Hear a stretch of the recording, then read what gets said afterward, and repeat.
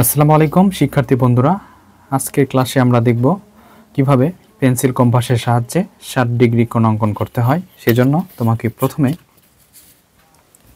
একটি রেখা নিতে হবে, যে কোনো একটি রেখা নাও। এই রেখার যে বাম পাশে যে বিন্দুটি রয়েছে সেইখান থেকে তুমি একটা লম্ব অঙ্কন করবা, অর্থাৎ 90 ডিগ্রি কোণ অঙ্কন করবা। দেখো 90 ডিগ্রি কোণ অঙ্কন করার জন্য তোমাকে প্রথমে একটি যে কোনো পরিমাণের বৃত্তচাপ অঙ্কন করতে হবে, তারপরে ওই বৃত্তচাপকে আবার সেট করতে হবে। ওই বৃত্তচাপের উপর আবার একটি বৃত্তচাপ, আবার একটি বৃত্তচাপ, এই পাশ থেকে আরেকটা বৃত্তচাপ আমরা অঙ্কন করে নেব।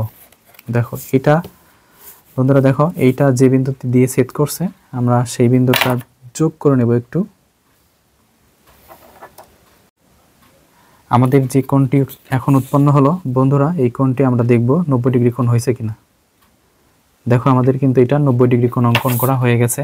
এখন আমরা এই যে দেখো আমাদের এইখান থেকে আমরা যে অঙ্কন করে নিয়েছিলাম, এখান থেকে আমরা এইটুকু পরিমাণ নিব। দেখো আমাদের যে কম্পাসটি ছিল, এই যে এখান থেকে যে আমরা অঙ্কন করছিলাম, এই যে এটার পরিমাণ করে আমরা এখানে একটি বৃত্তচাপ অঙ্কন করব।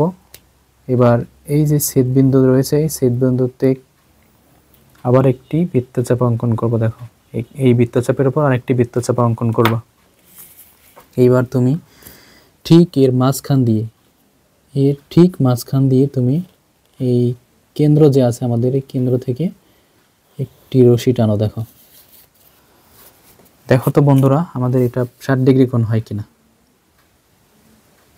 দেখো আমাদের কিন্তু সই 60 ডিগ্রি হয়েছে। তাহলে আমাদের এই যে এইটুকু কোণের পরিমাণ কত? 60 ডিগ্রি। তাহলে তুমি দেখলা যে চাঁদার সাহায্য ছাড়াই কিন্তু আমরা 60 ডিগ্রি অঙ্কন করে নিলাম।